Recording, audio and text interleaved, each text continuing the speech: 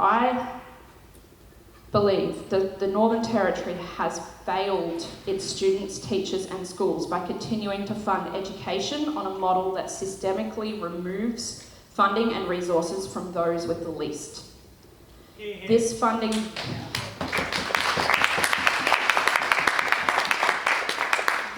model is inequitable, unjust and outright racist.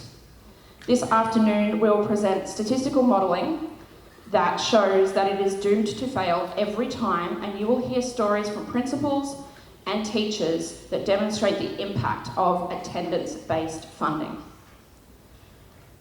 We've been talking about this for far too long. With the new CE, Education Minister, a new federal government, it is time we work with our federal AEU comrades to take action to finally see this funding model taken out once and for all.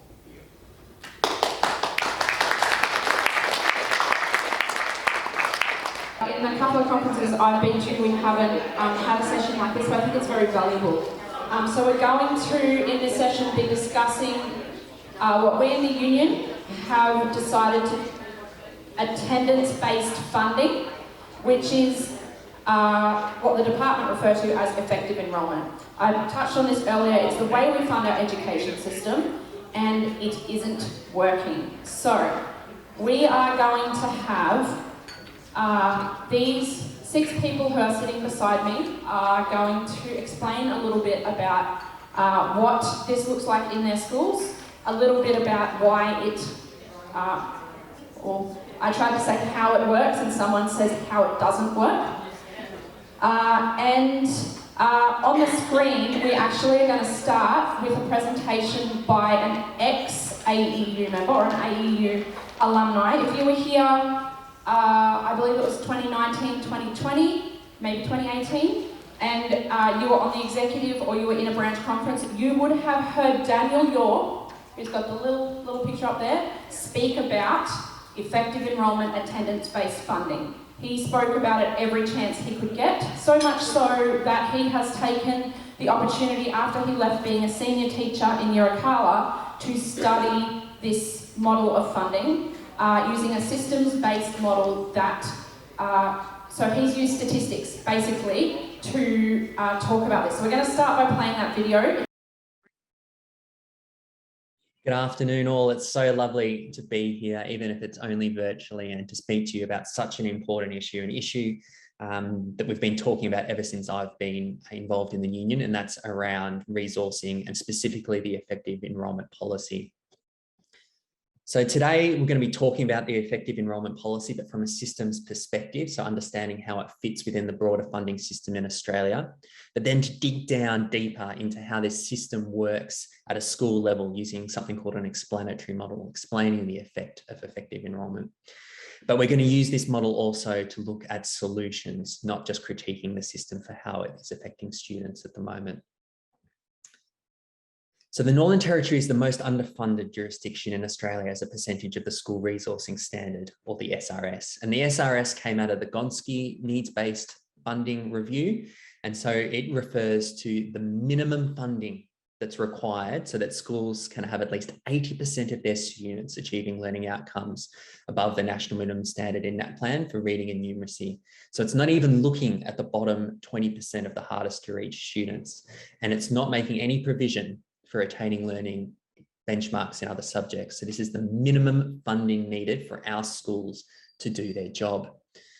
And in the Northern Territory, you can see that we're only at about 80% of that SRS compared to many other jurisdictions in Australia that are much higher, and particularly in the private sector. So we're only running at 80% of the money that we need to do the job for our kids in our schools.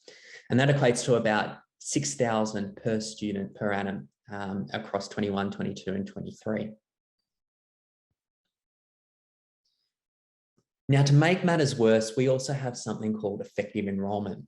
So this already takes this low school funding of 80% and then distributes it using this thing called effective enrolment, which funds on attendance rather than enrolment. So we like to refer to it more clearly as attendance-based funding, or ABF. Now, this was introduced in 2015 as the part of the global school budget reform. And to give you an example of how this works, and this is 2018 figures that I actually presented at conference, you have this base funding here that every student gets. And then there's a whole heap of need-based loadings that go into that to give you a final figure of what a student gets, you know, their SRS amount that is needed to meet their learning needs. Now, what attendance-based funding does is it takes your school's attendance and essentially modifies that amount by that school's attendance. So in a remote school that's running at 66%, which is pretty, you know, good in this day and age, they get 1/3 of that funding taken away. So that 18,000 becomes 12,000. So instead of having their funding at 80% of SRS, they're now at 66% of the money that they need. And in many, many schools, we know that that's much, much lower. And we know that effective enrolment, attendance-based funding, has a systematically disproportionate effect on remote and low SES schools, so that many of our vulnerable students are in real terms funded below 50% of SRS.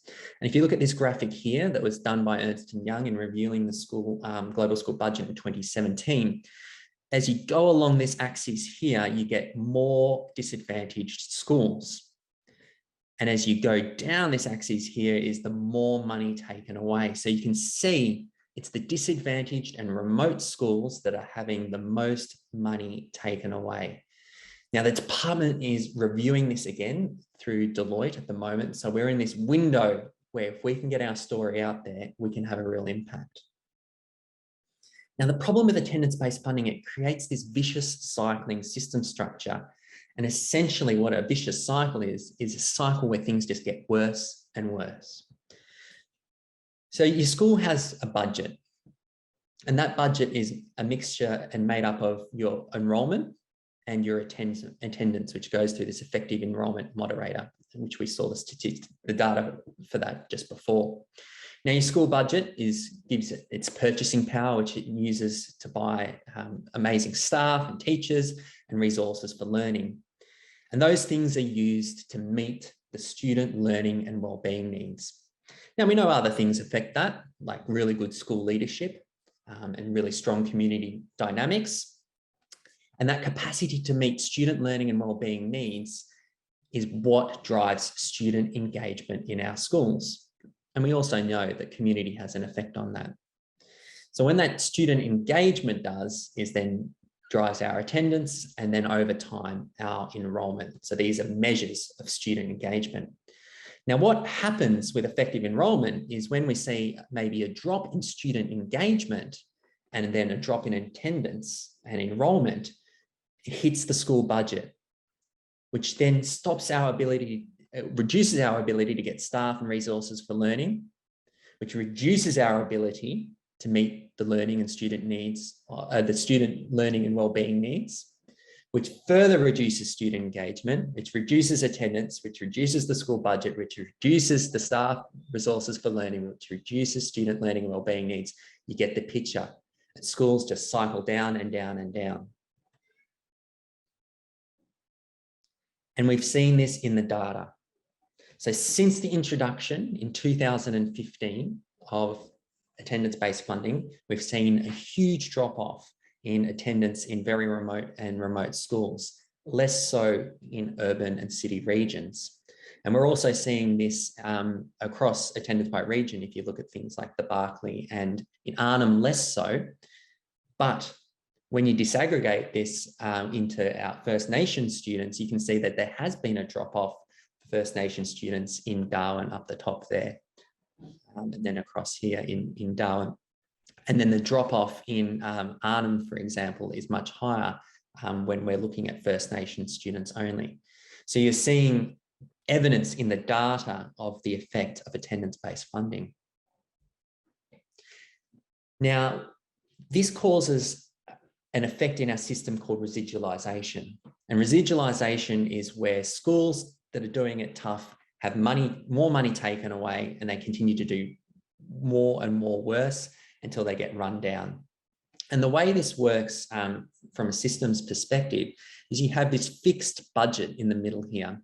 And while the money is getting drained out of this system down here with low and remote schools, the schools that are doing well, and good on them, the successful schools in an urban setting, mostly, there's more money coming into that system. So you're seeing a shunting of money away from remote and low SES schools into urban schools. And this is not the fault of urban schools who are having a crack and doing well by their students, but it's the system that's set up to do this, to move money away from remote and low SES schools into schools that are doing better.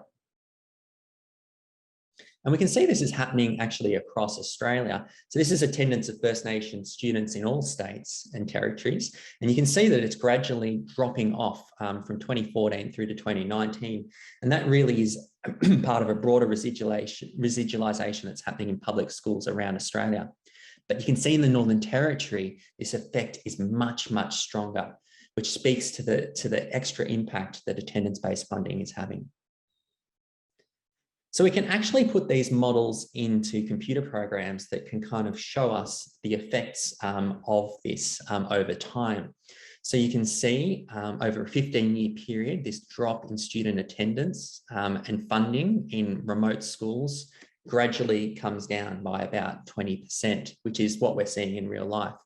And we can use those models then to have a look at what might happen over the longer term. So over 30 years, you can begin to see that these systems just hit a critical point where there's collapse. And I think there'll be colleagues in the room that can speak to that happening in their schools, where they've got 40%, 30% attendance in their schools, and those schools are just losing the capacity to meet the basic needs of student learning and well-being. Now, we know from systems theory that the only way to fix this is to decouple the two funding systems. And my suggestion is that we put this emergency schools equity payment down here that moves out of attendance-based funding and breaks the system apart by putting a new stream of money into the system that specifically targets remote and low SES schools. It's introducing new money, so it's not shifting money away from urban schools, and we're decoupling these two funding systems. And if we put that into the model, we can actually see what happens over time. So if we were to introduce this schools equity payment now, over the period of the new NT education strategy, we can see that engagement potentially bounces back in these remote and low SES schools, because they have now regained the capacity to meet the learning and wellbeing needs of their students. Now, these models aren't used for predictive means, they're for learning. And we understand that if we put these resources back into these settings to meet the basic funding that's required to meet the needs of our students, we're going to see engagement go up. We're going to see attendance go up. So in summary, this is not a school problem. This is a problem of a broken system. It's a system where urban and remote schools are forced to compete using a market mechanism for an already limited pool of funding. And it leads to this residualisation effect that disproportionately affects the most vulnerable students. So we need a phased policy approach. And I'm suggesting that we urgently decouple this relationship between urban and remote schools through a territory and Commonwealth funded emergency schools equity payment that effectively tops up funding for the most disadvantaged NT schools to 90% of their SRS, which puts them on parity with most of our urban schools. Then over time, and we've got this 2023 renegotiation of funding coming up between the Territory and Commonwealth, we need to get that funding in our public schools from 80% up to 100% of SRS to put them back on equal terms with the rest of Australia. And with that money back in the system, there is no need, there's no excuse to have something like effective enrolment, attendance-based funding to be distributing scarce resources. So as I mentioned, states and territories are renegotiating this funding with the Commonwealth in 2023. So now is the time. We've been talking about this for too long, and we need to get behind our new Minister, Eva, to get the resourcing we need to support our NT young people. And a lot of that money is going to need to come from the Commonwealth. Yes, the NT is going to need to chip in more. We need to be helping her lobbying our new Commonwealth government for the money we need to meet the learning needs of our students. Now, what we've today is presented as the data and the models, but we need your stories, because it's your stories from the coalface that's going to change the hearts and minds of the decision makers across Australia.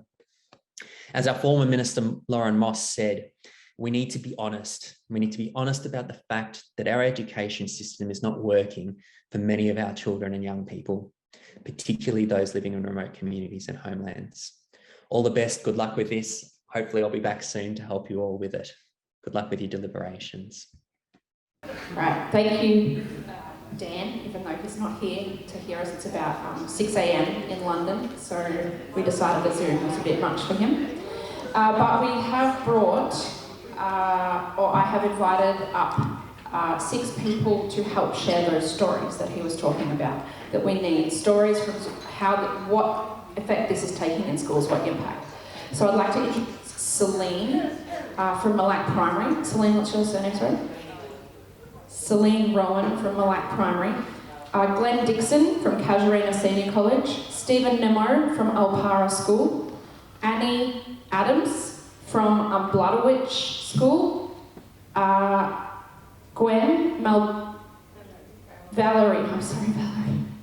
Valerie from Shepherdson, and Gwen from Millingibby. And when you speak, I'll get you to say your surnames because I don't want to mispronounce them, ladies. So these guys have some stories for us, and I'd like to start. I'll ask you some questions and get you to respond to questions to try and draw those stories out. I'd like to start by asking you to introduce yourselves and a little bit of your context, or like how this funding model is actually affecting your school on a systems level, like with your numbers.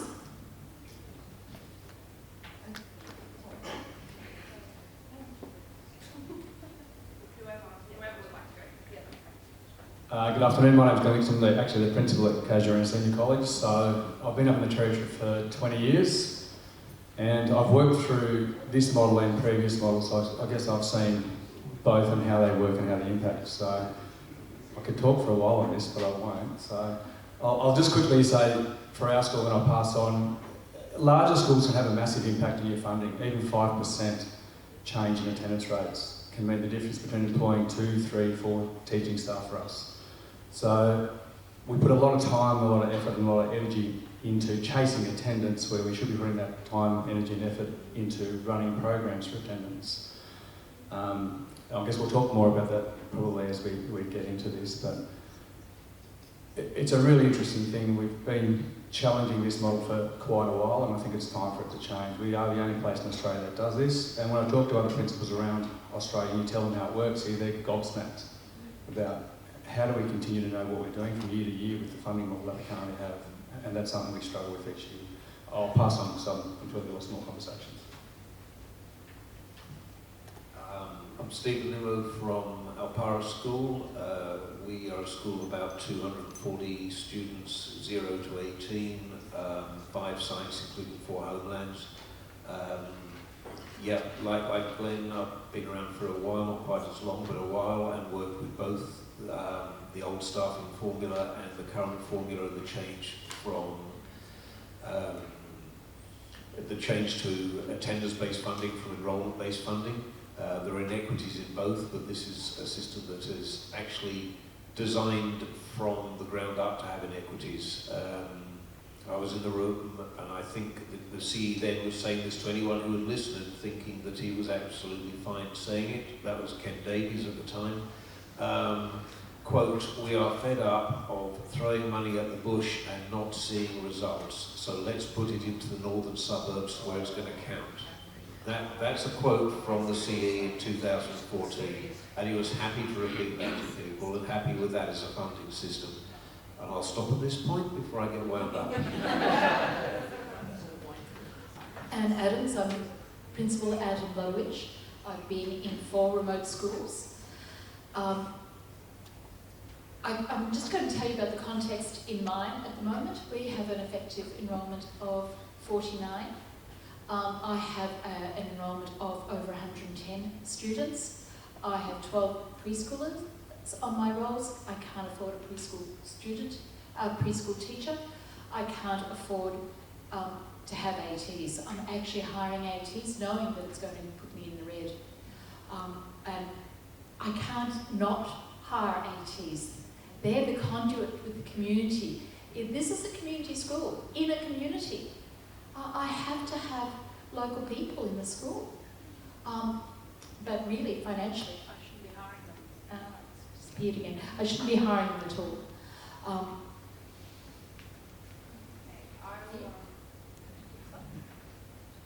I'll just let you know.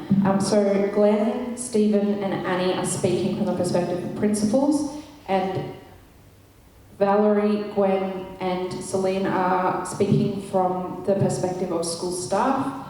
So I'll get them to introduce themselves as well. But obviously I'm expecting less information from you guys as far as the particular numbers. I just want to know your names and the schools you come from and what they look like.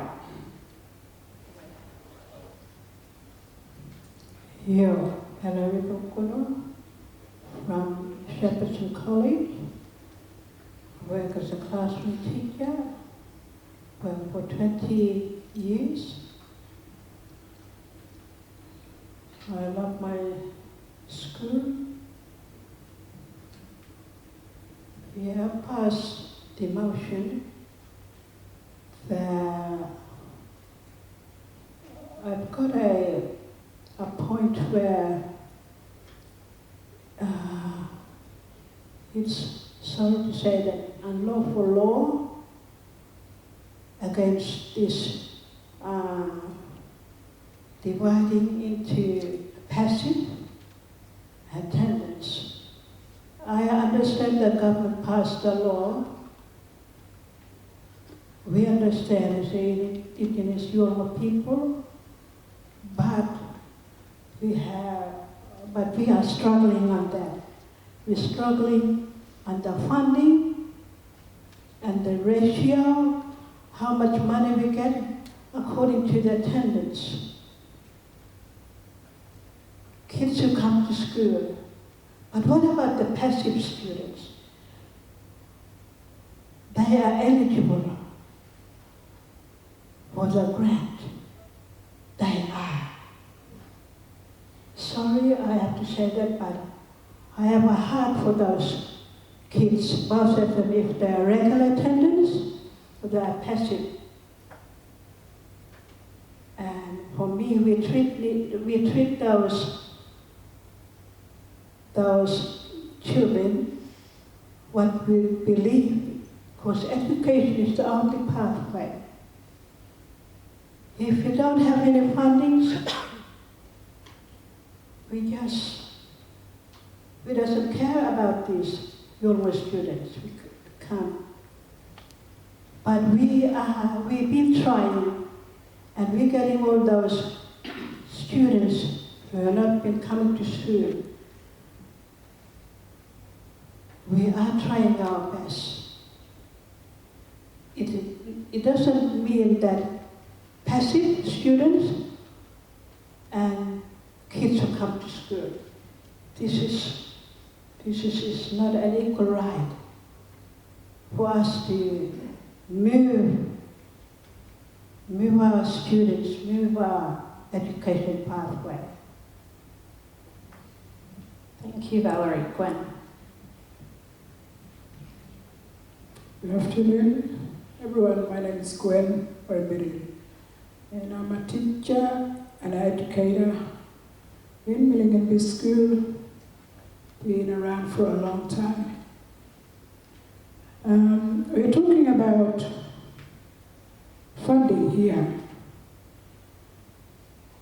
How we have to encourage every student, whether he's Yolngo, an Aboriginal, or a Balanda, white child.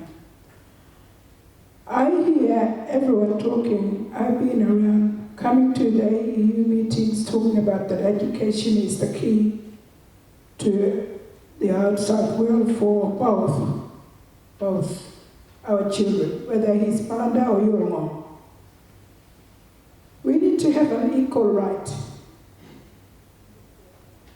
We need to support our children, whether it's Yomo or Balanda. Funding being given to the Northern Territory government for educational purpose. We need to help the disadvantaged kids who are out there, our children. We are also struggling.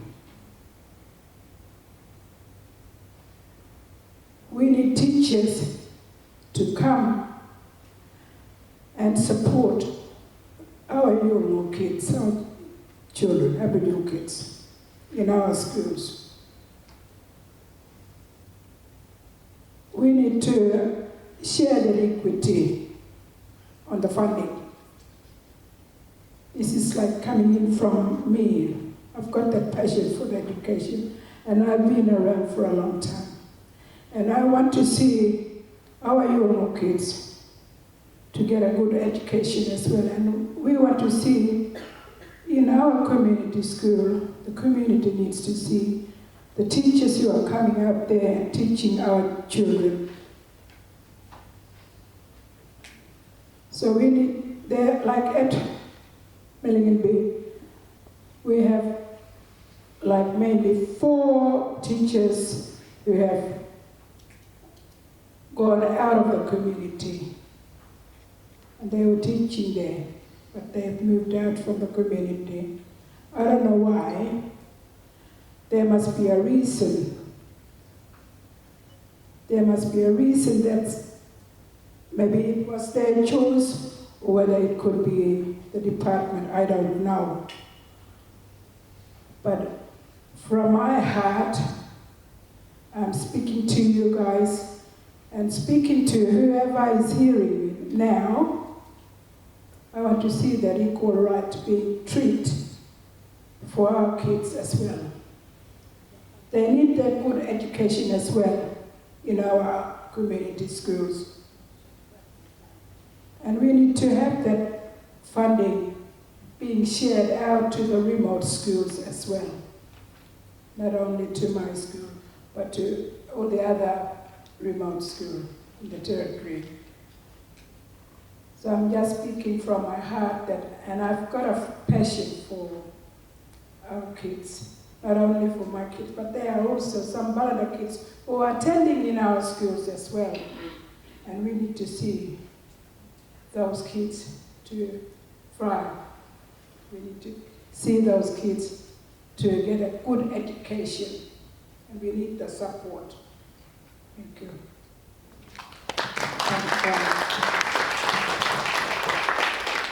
That was very beautifully said, ladies. I'm very grateful to you for sharing your experience. Although I'm devastated to hear of the effects of that experience. I will invite Celine to speak a little bit about Malac Primary. So my name's Celine. I'm a classroom teacher at Malac Primary. I've been in Darwin for 2 years, and I had no idea about this effective enrolment till I moved here and was really shocked. So Malac Primary is here in Darwin, 1 suburb away. Is a much more affluent school. 70% of our parents are in the bottom quartile of the national socio-economic vantage measure. They're living in poverty, at times unsafe conditions. From the cohort of our 200 students, 80 of them are listed in the NCCD. We have a really diverse population of our students. More than half are Indigenous, and the remaining are a high percentage of them are migrant and refugees. Within our zone, we have 2 women's shelters, which is indicative of the trauma and domestic violence issues that many of our students are dealing with on a daily basis. So that's our school. There are so many different reasons that our attendance is low. It can come from students not coming to school because they don't have food and they're embarrassed. I've got a student who is escaping DV and they go to a friend's house that's in Palmerston, and that means she can't get dropped off at school. She wants to be at school, but she can't make it. They are enrolled in our school, but obviously her attendance is really, really low. And another reason is we have lots of, because half of our community are Indigenous, lots of them live in both Darwin, but also in a community. And so there's a lot of, as you would all know, yeah. Pardon? Yeah. Yeah. So yeah, super transient community. And I would also say, yeah, with the women refuges as well, really transient. So depending on where they enroll in our school, but then they will potentially move away from our school. And yeah. Thank you guys, and I should also let you know this is Celine's first conference, so I'm really grateful for getting up here. It's very brave thing to do. At this point, I just want to hear a little bit from you guys, maybe a short story or something like that from your school, something that describes the impact that this funding model has on education in your context. Describe two different situations. At the first school in the NT that I was ever at, I had 42 on my roll. Told that they never turned up because the effective enrolment was much, much lower. Well, 36 of them did. And they turned up for weeks. The reality was I didn't have an AT in that class, and I barely survived. The kids did okay, but I had lots of special needs kids in that class. I couldn't cope with them. I didn't have the support. I didn't have the knowledge of the community because I was new. It was heartbreaking. I changed schools, not because of that, but I changed schools, and it's a different situation. The situation was that we couldn't afford a non-contact teacher. Now what that means for remote is that a non-contact teacher in mainstream is often the language teacher, is the art teacher, the music teacher, all those things. So you have a specialist teachers in urban areas, and they become your non-contact teacher. In remote, we don't have that. So our kids are missing out to start with because we can't afford the non-contact teachers. Then we have combining classes. So as a 5-6 teacher, I'd arrive in the morning having planned for my class to find out I had from year 2 through to year 6, or from 5 to 9. I can do it. I'm an experienced teacher, but it takes its toll. And it takes its toll when it's day in, day out, because we don't have that non-contact. And of course there's no relief teachers in remote.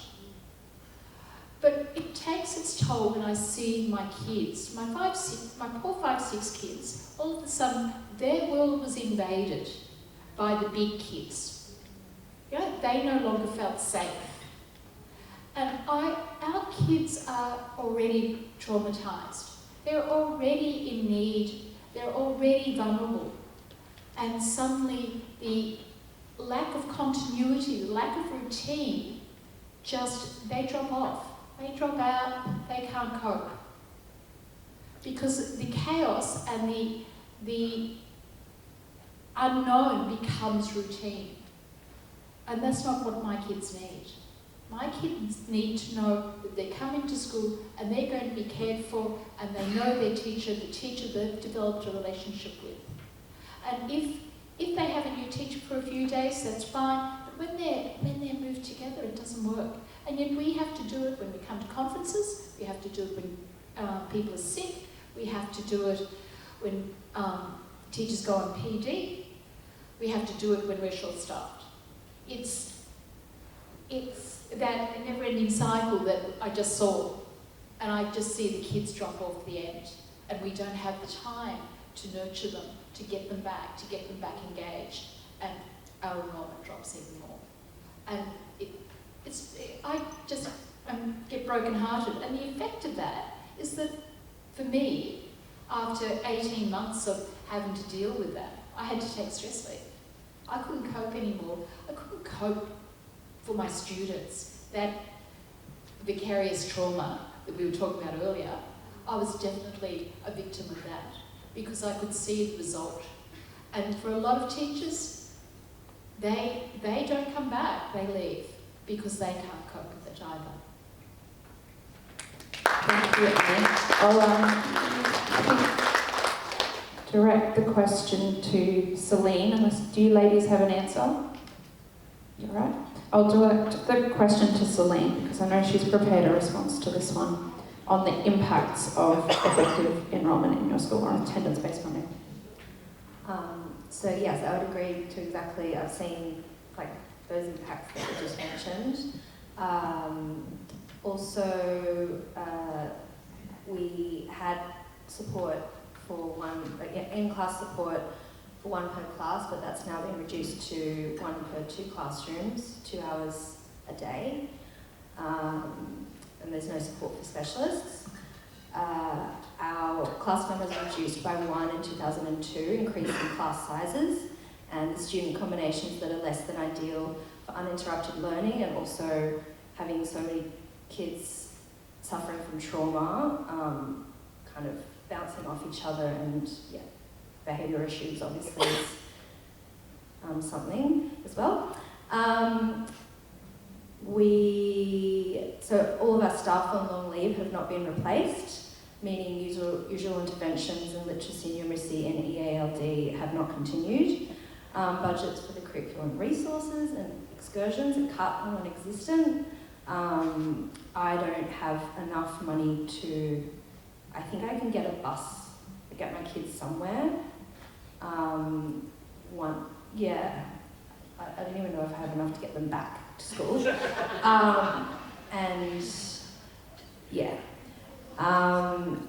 We haven't had new classroom furniture for actually just back to the excursions.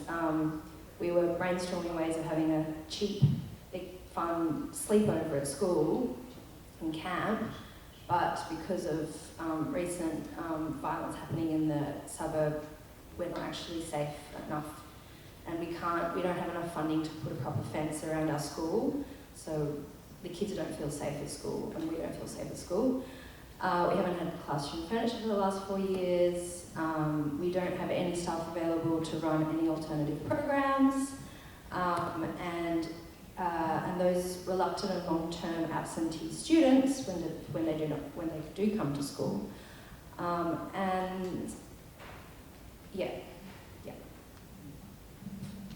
Thank you, Celine.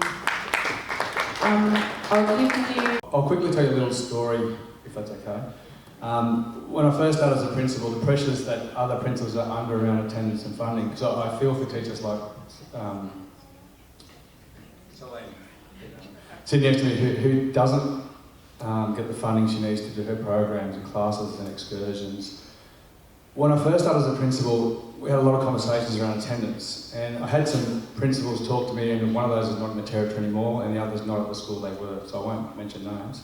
But one principal said, just stick all your students in their studies and mark them present. No one will know. It'll help your attendance data. Now that's not the right thing to do, but that's what that particular school was doing at that time.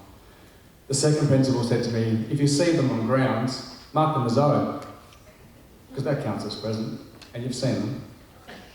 So again, I actually think our attendance data of what we're seeing in the territory at the moment is actually much lower than what it really is. I don't think the data we have is actually quite true and accurate, because I think there are still, principals being creative around the ways that they get attendance marked in to try and maximise their income. So that's the simple fact that they just don't have the funds they need to run their programs and their classes.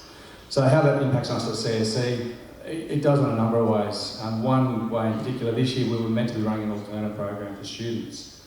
We're also running a literacy program for students with really low literacy needs, and it came down to the fact of staffing-wise we could do one or the other. We couldn't do both, so we had to pull the pin on the alternate program. And I know there are students who would have been in that program and engaged, probably not getting their NT, CET, but getting work outcomes and pathways for that. who are now no longer at school because they don't have that option and we don't have the staff to run that. So, and we are a school that's, you know, very well resourced and very well off compared to other schools. But in saying that, we also suffer a massive impact on attendance because we do draw from a very low socio-economic area. And I'd probably go as far to say that any school that draws from a low socio-economic area, this actual model is not a disadvantage, I'd actually say it's discriminatory. Because you can't win under this model. Students from a low socio-economic area have a range of different barriers that affects them getting to school. We know that there's plenty of evidence all around the world for that. And so you don't have the money to run those programs, you don't have the money to put things in place that gets those kids to school and supports them for their own well-being and safety. So just on that, I did visit some other schools quite a number of years ago in another state. A very similar school to ours, low socio-economic area, low rates of attendance. And when I looked at their staffing and their programs, I couldn't understand how they did it, how they did what they did, how they had the staff they had. And when I spoke to their principal about how do they fund what they have, and they said they actually get targeted funding because they have poor attendance. So they have a main set of funding for their normal staffing, and on top of that, because the area they live in and the low socioeconomic status, the attendance rates, they actually receive targeted funding to run programs for those students to get them back at school and engaged. So that's a different model to what we see up here. And I think that's the model we should be looking at here. Not around everyone gets the same thing, but it's a needs-based model. So where those needs are, that's where the money goes.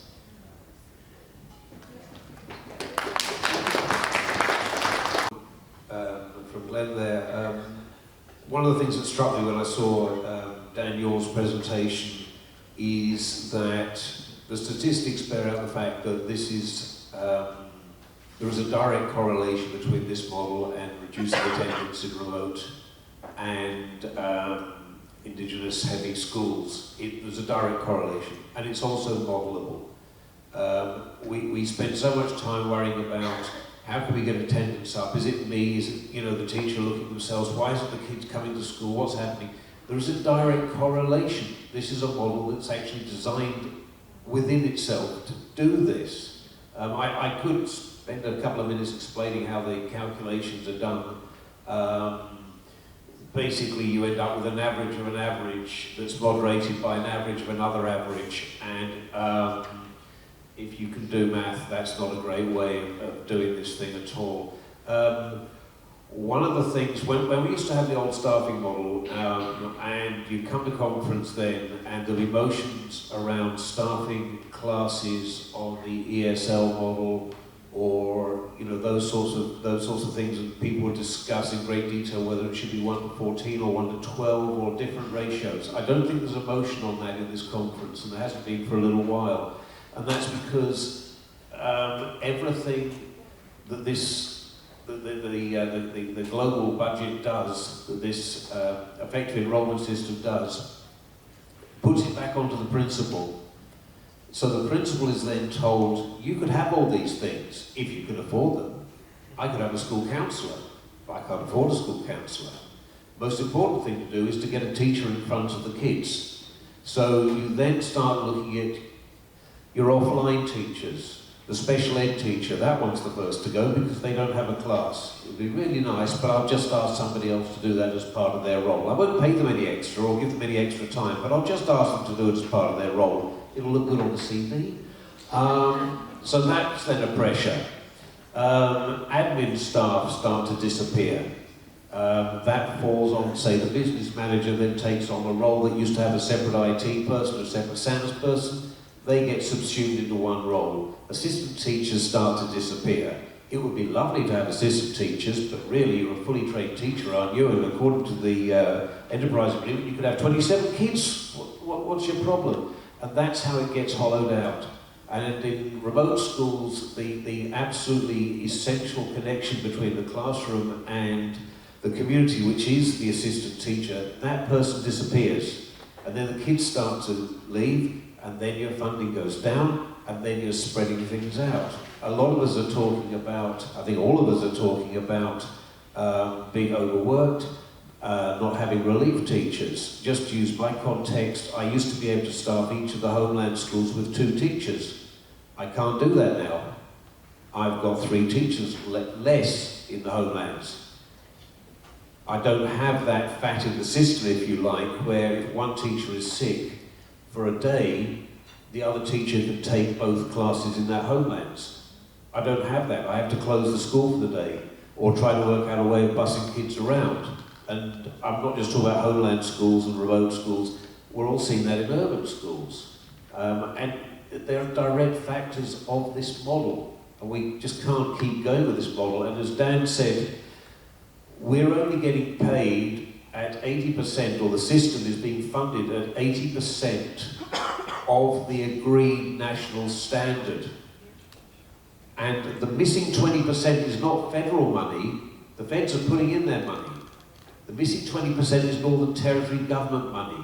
They're not putting in that money. That is $6,125 per child on average that is not going to that child for that child's education.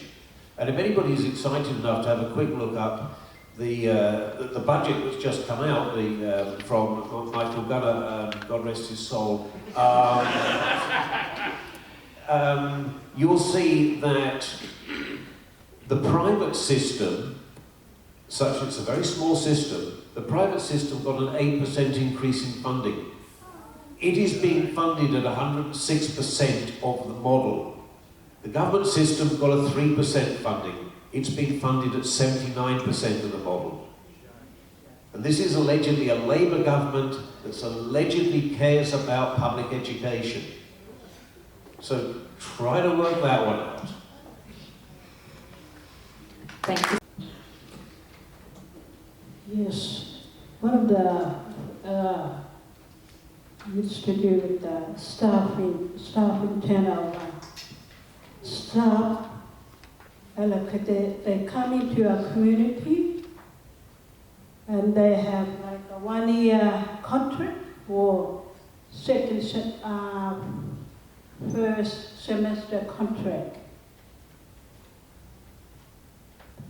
And then they change their mind and just go back to whatever they want to go, like staff turnover. It happens a lot in the Arnhem area. That's one of the things that affects attendance. Staff turnover, they come for a short term and then just leave and go to another place. Staff turnover, that's avoided attendance effect. Yes, yeah. And I've seen a lot. And I know. I've got a lot of experience looking at all the turnover staff who doesn't have any, like a plan, or they just want to leave. I don't know why, but that's cause of attendance. Thank you, Valerie. What Valerie was saying, it's true, because in remote schools, some volunteer teachers who are coming into our community, they apply for the job in the community for 1 or 2 years, or even 6 months, and then they change their mind. I don't know why they come there for. Like I said before, we need to be equal. We need to teach our kids the education that they want. We need to see you as a Banda teacher coming into our school. You are graduated in your area, whatever you had gone through university or whatever, and coming into our schools, and you applied for the job, and when you come in, you don't stay there for long. Maybe the other reason is because some kids in our schools, some of these teachers they say that the kids in your school, they don't listen to us, and that's why they are pulling most of us Yore teachers, the Aboriginal teachers, into the classroom to talk to the kids.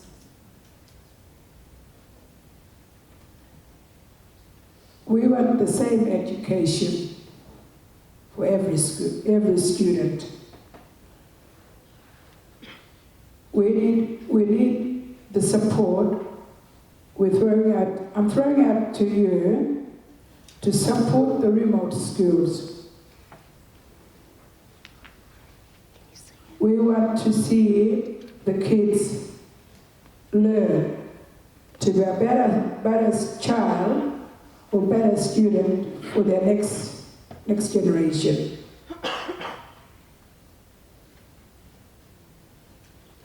Thank you very much, Gwen.